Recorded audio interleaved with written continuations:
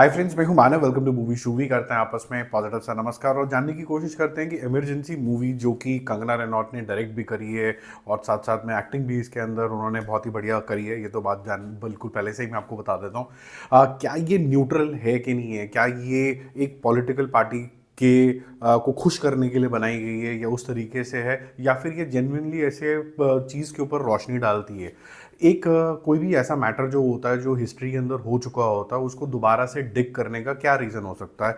ऐसी क्या चीज़ है जो हमें इमरजेंसी के बारे में जानना बहुत ज़्यादा ज़रूरी था, जो इतने सारे यूट्यूबर्स ने डॉक्यूमेंट्रीज बनी हुई हैं, उसको दोबारा से उजागर करने का क्या सीन था? मेरे ख्याल से जितनी भी हिस्टोरिकल इस तरीके की कंट्रोवर्शियल चीज़ें होती हैं, अनलेस एंड अनटिल आप कोई ब्रेवरी की चीज़ बना रहे हो ताकि आप और भी आने वाली जनरेशन को मोटिवेट कर सकते हो, ये वाले जो घाव होते हैं इनको दोबारा से नहीं गुजरना चाहिए। इससे कोई ना कोई पार्टीबाजी होती है। और कोई भी ऐसा इंसान जो पुराने ज़माने में शायद कोई गलत करा हो, इसका मतलब ये नहीं है कि वो सुधर नहीं सकता है। मुझे ऐसा लगा कि जो कांग्रेस पार्टी है, जो उसका ओरिजिन था वो काफ़ी ज़्यादा प्योर था, फिर उसके बाद में इम्प्योर भी हुआ, ये सबको पता है। और उसके बाद क्या वो ऐसी कोई पार्टी बन सकते हैं जो आज के टाइम में जो एक ही सरकार चले जा रही है उसको चैलेंज कर सकते हैं? नहीं कर सकते हैं? क्या इंडिया के अंदर जो रहने वाले लोग हैं जैसे आप और मैं, उसको चैलेंज करने वाली कोई तो पार्टी होनी चाहिए?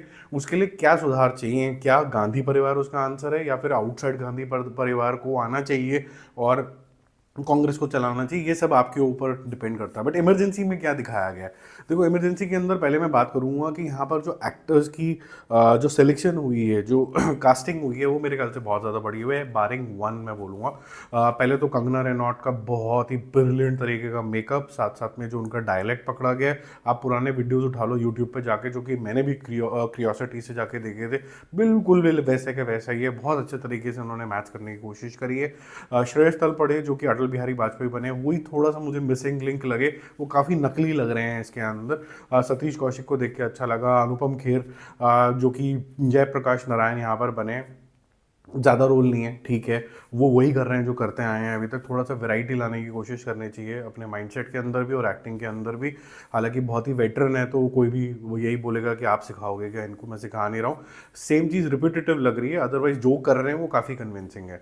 मिलिंद सोमन एज श्याम मानेक शाह, जब मैंने विकी कौशल को देखा था तो मुझे लगा था इसको और कोई नहीं कर सकता है, जेन्युइनली कोई और नहीं कर सकता, ये बात सच है इतना अच्छे तरीके से। लेकिन मिलिंद सोमन ने भी अच्छा काम किया।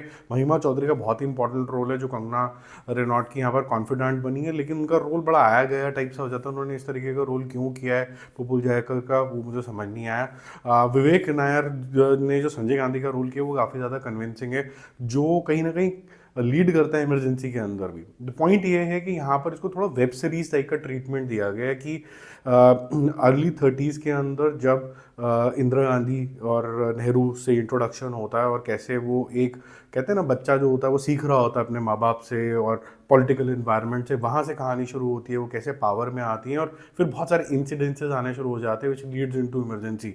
इंडिपेंडेंस भी होता है, इंडो चाइना वॉर भी होती है, आसाम का 1962 भी दिखाया जाता है आपको, डेथ ऑफ हर फादर भी दिखाया जाता है, कैसे उनको और पावर मिल जाती है। और क्योंकि कहा जाता है कि जब एक्स्ट्रा पावर मिल जाती है और एक फेम मिल जाता है इंडो चाइना वॉर या इंडो पाकिस्तान वॉर स्पेसिफिकली 1971 के बाद, तो आदमी के अंदर घमंड भी बहुत ज़्यादा आ जाता है और फिर कुछ ना कुछ गलत काम हो जाते हैं, जैसे कि इलेक्शंस के अंदर यहाँ पर दिखाया गया 1971 के, और which led to her downfall in 1975। Eventually जो कांग्रेस थी 1977 के बाद वो बिल्कुल आउट हो गई थी। लेकिन एट द सेम टाइम जो आर्क दिखाई गई है एज अ डायरेक्टर, मैं बोलूँगा कि इस तरीके का नरेटिव स्टाइल रखा गया है कि जो उनके फॉर्मेटिव ईयर्स थे उसके अंदर जो ऑब्जर्वेशन थी नेहरू जी को देख के, वो क्या सिखा रहे हैं वो सब चीज़ें, राइज फॉल इमरजेंसी, फिर क्या कुछ चीज़ें, फोर्स स्टरलाइजेशन जो संजय गांधी का थॉट प्रोसेस था, कौन कौन लोग थे जिन्होंने डिसीजन लिया था इमरजेंसी का, वो सब चीज़ें आपको यहाँ पर देखने को मिलती हैं। लेकिन ये सब कुछ सरफेस लेवल पे होता है क्योंकि बहुत सारी बातें करने के लिए। तो ये मेरे ख्याल से ये जो मूवी है ना, ये वेब सीरीज होनी चाहिए थी।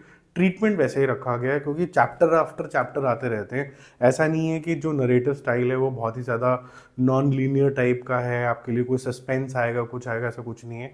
बट ये ज़रूर है कि इसको थोड़ा सा न्यूट्रल रखने की कोशिश करी है, लेकिन झुकाव एक एंगल के ऊपर ही है।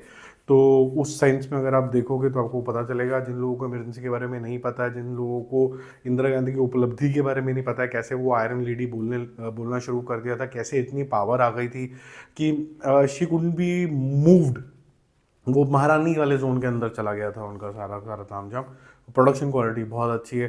तो ओवरऑल मिला के जब आपके पास एक्टर्स इतने ज़्यादा ज़बरदस्त होते हैं, आपके पास कहानी बहुत ज़्यादा ज़बरदस्त होती है, एक बहुत ही ज़बरदस्त कैरेक्टर होता है, उसको निभाया भी ठीक गया है। लेकिन यही है कि जो इसका स्टोरी टेलिंग स्टाइल है वो बहुत ज़्यादा फिल्मी नहीं है, ये थोड़ा सा वेब सीरीज टाइप का आपको फीलिंग आती है विद गुड प्रोडक्शन क्वालिटी। आपको लगता है चैप्टर वाइज चैप्टर चल रहे हैं, जो स्टिचिंग है वो बहुत ज़्यादा सीमलेस टू बी ऑनेस्ट मुझे नहीं लगी। और जो इमरजेंसी वाले जो टॉपिक है वो बहुत कम डिस्कस होता है। जो संजय गांधी का टॉपिक ज़्यादा डिस्कस होगा, उनके फॉर्मेटिव ईयर्स का होगा, इमरजेंसी के बाद का टाइम ज़्यादा डिस्कस होगा। जो जैसे इमरजेंसी का इम्पैक्ट क्या हुआ लोगों के ऊपर और क्रूरता जो थी वो बहुत ज़्यादा डिस्कस हो जाएगी। रियल रीज़न जो था वो ह्यूमन, जैसे कहते हैं ना आदमी सत्ता बचाने के लिए क्या कुछ करेगा, उसके ऊपर और गौर देना चाहिए था, वो कम गौर दिया गया। और फिर राइज भी दिखाया गया और फिर उनका डेथ भी दिखाया गया और उसके बाद फिर जो भी चीज़ें थी वो सब चीज़ें यहाँ पर दिखाया जाता है। तो स्टोरी की बात कम करते हुए आई थिंक म्यूज़िक भी बहुत स्ट्रॉन्ग रोल प्ले करता है, पीछे बैकग्राउंड म्यूजिक बहुत अच्छा है। ओवरऑल बेसिस पे आपको अच्छा फील आएगा मूवी देखते टाइम, लेकिन बहुत कन्विंसिंग फील नहीं आएगा कि मैं कोई टॉप नॉच कोई मूवी देख रहा हूँ जो कि हिस्टोरिकल एक टॉपिक के ऊपर बनी हुई है। इन्फॉर्मेटिव आपको लगेगी ज़्यादा, और प्रोडक्शन क्वालिटी का खास ध्यान दिया हुआ, एक्टर्स की चॉइसेस का काफ़ी अच्छा ध्यान दिया गया है, बैकग्राउंड म्यूजिक का ध्यान दिया गया है, वो सारी चीज़ें अच्छी हैं मेरे ख्याल से। It's a good start for Kangana Ranaut as a director. Actor तो वो अच्छी थी और यहाँ पर एक्टिंग भी बहुत अच्छी करी। आई एम श्योर वो कुछ ना कुछ अवार्ड्स लेके जाएंगे इस पिक्चर के लिए। कितनी चलेगी पता नहीं, क्योंकि जब मैं इसको देखने गया हूँ तो 4 या 5 लोग ही बैठे हुए थे। मेरे ख्याल से लोग जो हैं पॉलिटिकल अफेयर से थोड़ा सा दूर रहना चाहते हैं, बट ये एक ऐसा पॉलिटिकल अफेयर है जो एक किसी आज की थॉट प्रोसेस को बड़ा फेवर करता है। तो आई डोंट नो कि ये कैसे इसको कौन सपोर्ट करना शुरू कर देगा। अगर प्रधानमंत्री साहब का एक ट्वीट आ जाता है for example, that I saw this and I am very impressed, तो फिर सब लोग देखने चले जाएंगे। और हमने देखा कि साबरमती रिपोर्ट वगैरह में भी जब ऐसा कुछ ट्वीट वगैरह कुछ आ जाता है या फिर कुछ ऐसा एक छोटा सा भाषण आ जाता है तो मूवी को हेल्प मिल जाती है।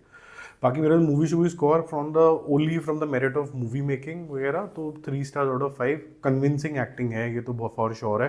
कंगना रनौत अगर सिर्फ एक्टिंग के ऊपर फोकस करे और ये जो फालतूगिरी की बातें ना करे तो मेरे ख्याल से ज़्यादा अच्छा रहेगा, because she is all over the place. Otherwise factual नहीं रहती हैं वो, फिर इमोशनल हो जाती है कि 2014 में आज़ादी मिली थी, मतलब ये बहुत लूज स्टेटमेंट हो जाती है।